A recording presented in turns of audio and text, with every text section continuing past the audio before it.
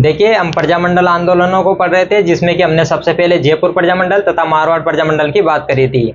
आज हम एक नए प्रजामंडल की बात करेंगे, कोटा प्रजामंडल की। तो सबसे पहले इसकी स्थापना तथा संस्थापक कौन कौन थे, ये जान लेते हैं। जैसे कोटा प्रजामंडल की स्थापना की गई थी 1939 में। तो 1939 में जो है कोटा प्रजामंडल की स्थापना की गई थी।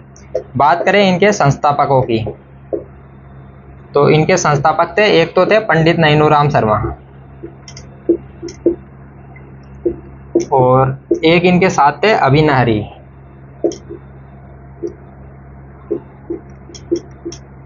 तो कोटा प्रजामंडल की स्थापना की गई थी 1939 में, और इसके संस्थापक थे पंडित नैनूराम शर्मा तथा अभिनहरी। जैसे बात करें पंडित नैनूराम शर्मा की, तो ये राजस्थान सेवा संघ के जो है एक सदस्य थे, और इसके अलावा जैसे बूंदी किसान आंदोलन या बरड़ किसान आंदोलन के भी पंडित नैनूराम शर्मा जो है ये एक बड़े नेता थे। और बाद में अखिल भारतीय देशी राज्य लोक परिषद में भी जो है इनको एक सदस्य के रूप में लिया गया था। अभिनहरी जो है ये 12 में एक जगह पड़ती है मांगरोल, वहाँ के रहने वाले थे। तो कहा गया कि कोटा प्रजामंडल का जो प्रथम अधिवेशन है वो कहाँ पर किया जाए। तो प्रथम अधिवेशन की बात करते हैं। कोटा के द्वारा जो पहला अधिवेशन किया गया था वो किया गया था मांगरोल में। 12 में एक जगह पड़ती है मांगरोल, तो मांगरोल में जो है इसका पहला अधिवेशन किया गया 1939 में। तो कहा गया कि इस पहले अधिवेशन के अध्यक्ष किसको बनाया जाए। तो पंडित नैनूराम शर्मा जो है ये एक बड़े नेता थे, तो इसके जो है अध्यक्ष बनाए गए। तो कोटा प्रजामंडल का जो पहला अधिवेशन था उसका जो अध्यक्ष था वो बनाया गया पंडित नैनूराम शर्मा को। और बात करें स्वागत अध्यक्ष की, तो इस पहले अधिवेशन में जो स्वागत अध्यक्ष बनाया गया था वो बनाया गया था सेठ मोतीलाल को।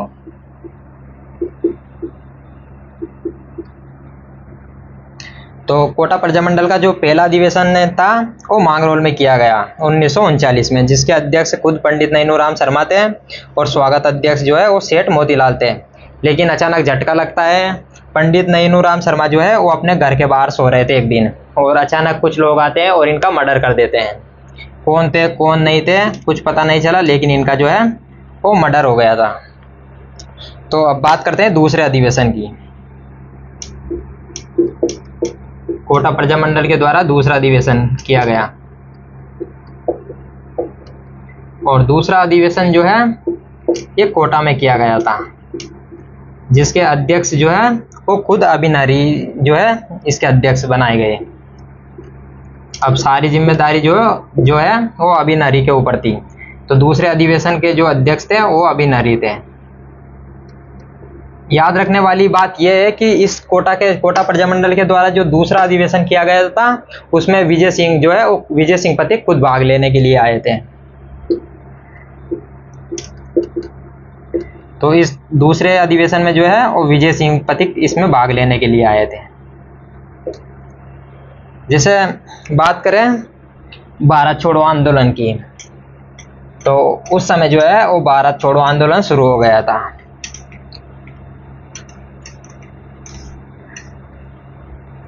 तो 1939 में जो है वो क्विट इंडिया मूवमेंट चल रहा था, भारत छोड़ो आंदोलन चल रहा था, और कोटा प्रजामंडल ने भी जो है इस आंदोलन में बढ़ चढ़कर भाग लिया था।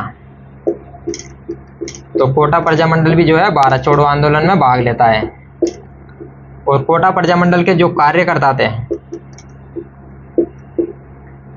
जो कोटा प्रजामंडल के कार्यकर्ता थे वो कोटा पर अधिकार कर लेते हैं। कोटा का जो नगर प्रशासन है उस पर अधिकार कर लेते हैं। तो भारत छोड़ो आंदोलन के दौरान जो है जो कोटा प्रजामंडल के जो कार्यकर्ता थे वो कोटा के नगर प्रशासन पर कब्जा कर लेते हैं।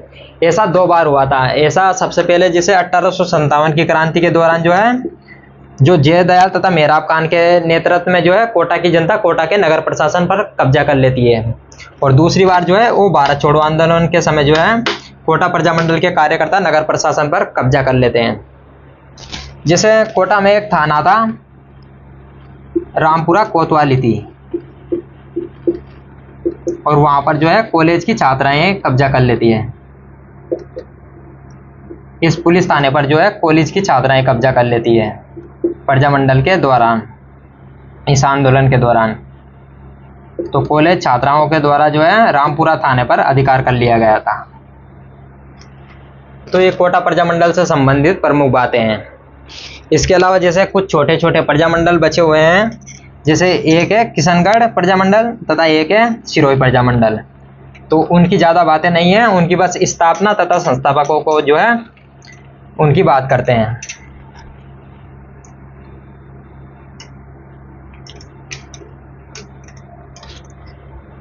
जैसे एक प्रजामंडल बच रहा है किशनगढ़ प्रजामंडल।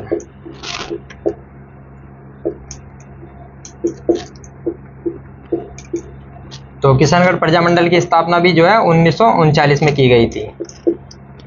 तो और बात करें इसके संस्थापकों की, तो इसके संस्थापक थे, एक थे क्रांति चंद चौतानी,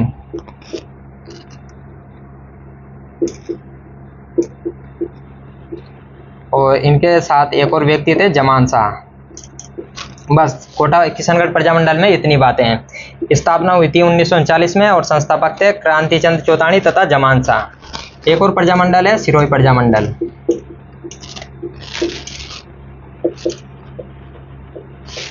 इसकी भी स्थापना 1939 में हुई थी। और बात करें संस्थापकों की,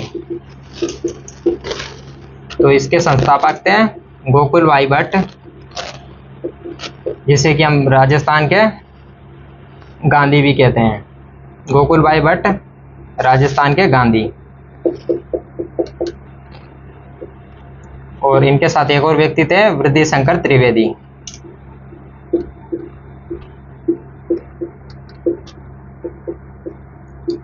तो सिरोही प्रजामंडल की स्थापना जो है 1939 में की गई थी और संस्थापक थे गोकुल भाई भट्ट, जिनको राजस्थान का गांधी कहा जाता है, और एक और व्यक्ति इनके साथ थे वृद्धि शंकर त्रिवेदी। याद रखने वाली बात यह है कि सिरोही प्रजामंडल की स्थापना जो है वो बॉम्बे के अंदर की गई थी। ये महत्वपूर्ण बात हो जाती है कि सिरोही प्रजामंडल की स्थापना जो है वो बॉम्बे में की गई थी। जैसे बीकानेर प्रजामंडल की स्थापना कलकत्ता में की गई थी, भरतपुर प्रजामंडल की स्थापना रेवाड़ी हरियाणा में की गई थी, और सिरोही प्रजामंडल की स्थापना जो है वो बॉम्बे में की गई थी। तो ये सिरोही प्रजामंडल से संबंधित तथा कोटा प्रजामंडल से संबंधित प्रमुख बातें थी।